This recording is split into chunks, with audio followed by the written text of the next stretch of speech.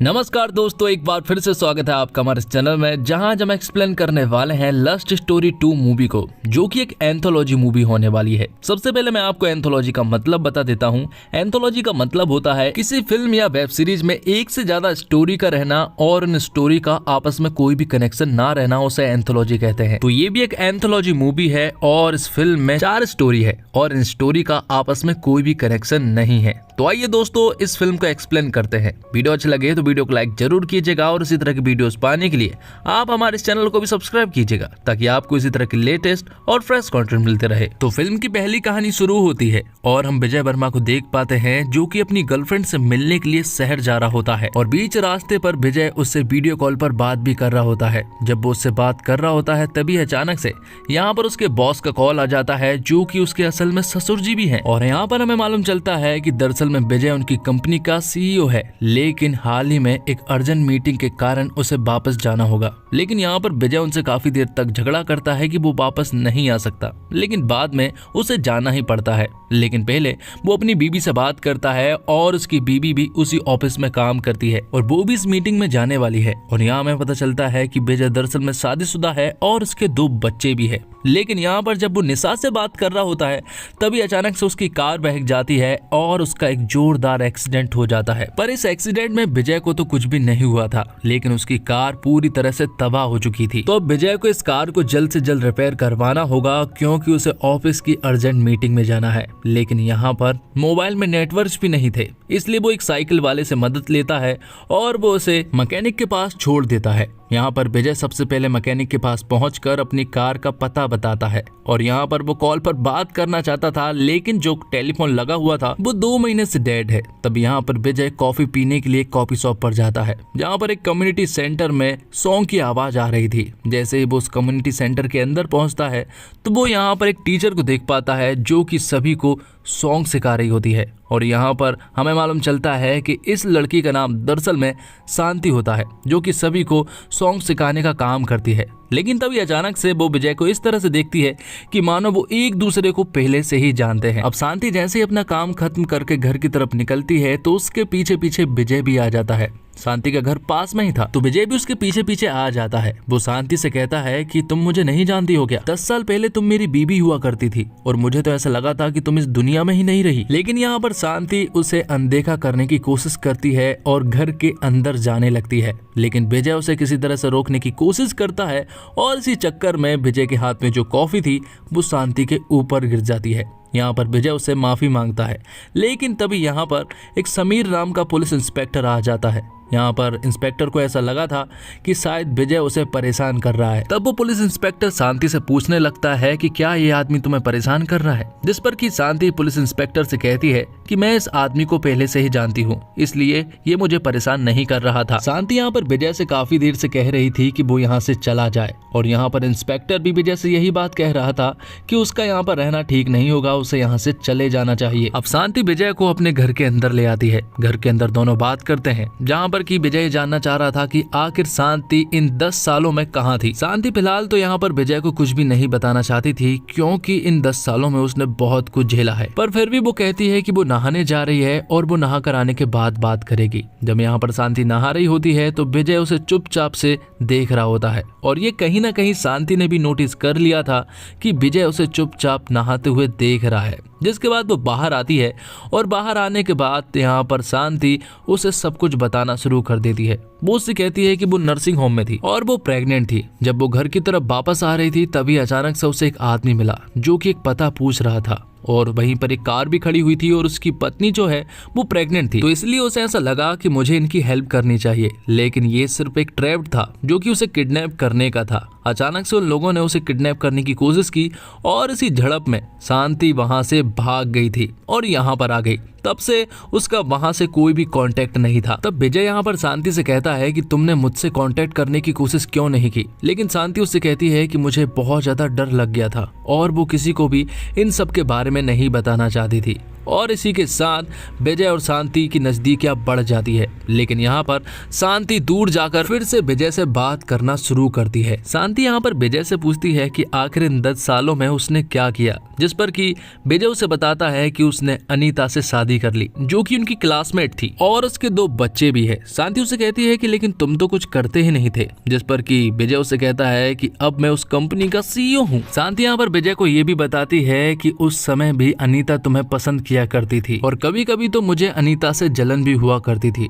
लेकिन तभी अचानक से शांति को ये याद आता है कि उसे ऐसा लगता है कि ये जो अटैक करवाया था उसके ऊपर वो कहीं ना कहीं अनीता ने ही करवाया था, क्योंकि मैं प्रेग्नेंट हूँ इसके बारे में किसी को भी नहीं मालूम था। और जब वो एक बार टेस्ट किट से चेक करने के लिए गई थी तो वो प्रेग्नेंट पाई गई थी। जैसे ही वो बाथरूम से बाहर आती है तो उसने अपनी टेस्ट किट बाथरूम में ही छोड़ दी थी और उस टेस्ट किट को अनीता ने देख लिया था। तो उसे ऐसा ही लग रहा है कि ये सब कुछ अनीता का फैलाया हुआ जाल है, ताकि वो मुझे इस रास्ते से हटा सके और तुम्हारी जिंदगी में वो एंटर हो सके। अब ये सारी बातें सुनने के बाद विजय को भी कहीं ना कहीं ऐसा लगने लगता है कि यहाँ पर शांति जो है वो सच कह रही है। तब उन दोनों के बीच में माहौल बन जाता है और वो दोनों इंटीमेट हो जाते हैं। यहाँ पर शांति उससे कहती है कि क्या मैं फिर से प्रेग्नेंट हो जाऊंगी, जिस पर कि विजय उससे कहता है कि ट्रस्ट मी तुम नहीं होगी, अगर हो भी जाओ तो रेड ब्लू से चेक कर लेना। लेकिन तभी यहाँ पर शांति को याद आता है कि रेड ब्लू की टेस्ट किट के बारे में तुम्हें कैसे पता, क्योंकि रेड ब्लू टेस्ट किट जो है वो उसकी फ्रेंड ने कनाडा से लेकर आई थी, जो कि अब बंद हो चुकी है और उसके बारे में उसने किसी को भी नहीं बताया था। तब शांति को यहाँ पर सब कुछ समझ में आ जाता है कि जो अटैक उसके ऊपर हुआ था वो अनीता ने नहीं बल्कि यहाँ पर विजय ने करवाया था, ताकि वो उस कंपनी का CEO बन सके, जो कि उसका हमेशा से सपना रहा था। तो अब यहाँ पर विजय पूरी तरह से पकड़ा जाता है और विजय के पास कोई और रास्ता ना होने के कारण यहाँ पर वो एक तकिए से शांति का मुंह दबा देता है और बेरहमी से शांति की जान ले लेता है, क्योंकि विजय के पास कोई और रास्ता नहीं था। अब यहाँ से विजय बाहर निकलना चाह रहा था। जैसे ही वो बाहर जाने लगता है तभी गेट पर हम उसी पुलिस इंस्पेक्टर को देख पाते हैं, जो कि शांति के घर के जस्ट बाहर खड़ा हुआ था। लेकिन उसे ऐसा लगता है कि शायद शांति घर पर नहीं है, इसलिए वो वापस जाने लगता है। लेकिन तभी अचानक से विजय के हाथों गलती से एक प्लेट टूट जाती है, जिसकी आवाज बाहर पुलिस इंस्पेक्टर ने सुन ली थी। तब वो यहाँ पर एक डुप्लीकेट चाबी का यूज करता है और यहाँ के दरवाजे को खोलना शुरू कर देता है। और यहाँ पर अब विजय पूरी तरह से घबरा जाता है, क्योंकि अब पुलिस इंस्पेक्टर अंदर आने वाला था। अब विजय के पास कोई और रास्ता नहीं था, इसलिए वो खिड़कियों को फांद कर यहाँ से भागना शुरू करता है। दौड़ते दौड़ते वो एक ऐसी जगह पर पहुंच जाता है जहाँ पर कि वो देखता है कि एक कार का एक्सीडेंट हुआ है और उसमें एक आदमी को बेरहमी से चोट भी लगी है। 2 लोग उसे बाहर निकालते हैं और उसे जमीन पर लेटाते हैं। जैसे ही यहाँ पर विजय उसे देखता है तो वो पूरी तरह से हैरान रह जाता है, क्योंकि वो आदमी कोई और नहीं बल्कि विजय ही है। इसका मतलब ये हुआ कि विजय पहले ही मारा जा चुका था और शांति तो बस उसकी एक कपोर कल्पना थी, क्योंकि उसने शांति के साथ जो सब कुछ किया था वो उसे एक बार बस रिवाइंड करवाना था, उसे एहसास दिलवाना था कि ये सब कुछ उसी की गलती थी। लेकिन फिर भी विजय ने शांति को यहाँ पर यूज करने की कोशिश की थी, जबकि शांति एक स्पिरिट थी। और इसी के साथ शांति और विजय की स्टोरी यहीं पर समाप्त होती है। दूसरी कहानी शुरू होती है और दूसरी कहानी है अर्जुन और वेदा की। अर्जुन और वेदा ने अपनी फैमिली वालों को अपने प्यार के बारे में बता दिया है और वो शादी के लिए मान चुके हैं। शादी के लिए वो सभी लोग यहाँ पर डिस्कस कर रहे होते हैं। सभी लोग शादी के लिए बहुत ज्यादा खुश थे और यहाँ पर वेदा और अर्जुन के जो पिता होते हैं वो दोनों भी अब दोस्त बन चुके हैं। सभी लोग इस शादी के बारे में बात कर रहे थे। तभी यहाँ पर वेदा की नानी बोल पड़ती है कि क्या तुम दोनों ने सेक्स किया है। और ये बात सुनने के बाद तो सभी लोग पूरी तरह से हैरान रह जाते हैं। सभी लोग पूरी तरह से साइलेंट हो जाते हैं। उन्हें समझ नहीं आ रहा था कि आखिर दादी क्या बोल रही है। ये सुनने के बाद अर्जुन और वेदा बाहर चले जाते हैं और दादी की बातों को सुनकर खूब हंसते हैं। यहाँ पर दादी उनसे कहती है कि एक गाड़ी लेने से पहले हम टेस्ट ड्राइव करते हैं, तो फिर अपने लाइफ पार्टनर को चुनने से पहले हम उसकी टेस्ट ड्राइव क्यों नहीं कर सकते। पता भी तो होना चाहिए कि सामने वाला हमसे कंफर्टेबल है भी या नहीं। ये भी हो सकता है कि सामने वाला एलिजिबल ही ना हो। मैं ये नहीं कह रही हूँ कि हमारे लड़के या फिर हमारी लड़की में कोई प्रॉब्लम है। दरअसल ये बात तो दोनों की फैमिली और दोनों के दिमाग में ये बात चलनी चाहिए कि हम दोनों एक दूसरे से कंफर्टेबल है भी या नहीं। ये दादी ने बहुत ही सीरियस मुद्दा उठाया था, लेकिन घर के सभी सदस्य पूरी तरह से एम्बैरसिंग फील करते हैं और यहाँ पर दादी को यहाँ से उठकर जाना पड़ता है। रात को यहाँ पर दादी के पास बेदा आती है और बेदा दादी से बात करना शुरू करती है। वो उनसे कहती है कि आप तो बहुत ही ज़्यादा ओपन माइंडेड हैं, आपने सभी की बोलती बंद कर दी। यहाँ पर बेदा उनसे बहुत ही हंसी मजाक टाइप से बात कर रही थी, लेकिन दादी उससे कहती है कि ये बहुत ही सीरियस मुद्दा है। हम जिसके साथ ज़िंदगी बिताने वाले हैं उसके साथ ये सारे पल हमने किस तरह से बिताए हैं ये बहुत ही ज़्यादा ज़रूरी हो जाता है। अब बेदा के पेरेंट्स अर्जुन के पेरेंट्स के पास कॉल करते हैं। उन्हें ऐसा लगता है कि शायद दादी की बातों को सुनकर उनके ऊपर गहरा प्रभाव पड़ा होगा, लेकिन उनके ऊपर कोई भी प्रभाव नहीं पड़ रहा था क्योंकि इन चीज़ों का कोई भी मतलब नहीं है, क्योंकि शादी के बाद तो ये सभी करते हैं,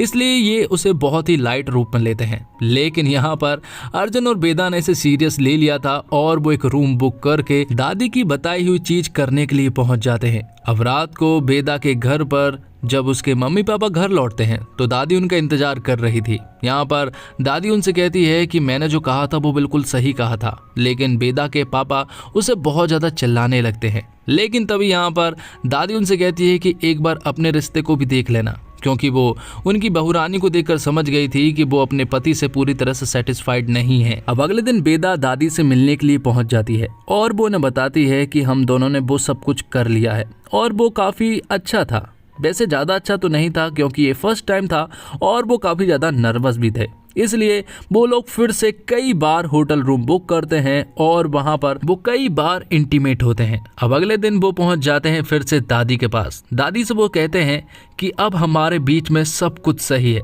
वो एक दूसरे के साथ अब पूरी लाइफ बिताने के लिए एकदम रेडी हैं क्योंकि उनके बीच में सब कुछ क्लियर है। और ये सुनने के बाद दादी को बहुत ही ज़्यादा अच्छा लगा था और फिर कुछ दिनों के बाद उन दोनों की शादी हो जाती है और उनकी सुहागरात की सजावट जो है वो यहाँ पर अपनी मॉडर्न दादी करती है, जो कि बहुत ज्यादा खुश भी थी। और इसी के साथ सेकंड स्टोरी भी यहीं पर खत्म होती है। तो तीसरी कहानी है इशिता की, जो कि एक सिंगल वर्किंग वूमेन है जिसे माइग्रेन है, इसलिए वो मेडिसिन भी लेती है। उसे बस अपने काम से लेना देना होता है और किसी चीज से कोई भी लेना देना नहीं। और उसकी लाइफ में बहुत ही कम लोग हैं। एक मेड होती है जिसका नाम सीमा है और उसकी एक दोस्त समीरा है और ऑफिस के कुछ दोस्त है। अब काम खत्म करके जब इशिता अपने घर पहुंचती है तो वो समीरा से बात कर रही थी और जब जैसे ही वो अपने घर का दरवाजा खोलती है तो वो यहाँ पर देखती है सीमा दीदी को किसी आदमी के साथ इंटीमेट होते हुए। ये सब कुछ देखकर इशिता पूरी तरह से हैरान रह जाती है कि आखिर उसके घर में ये सब कुछ क्या हो रहा है।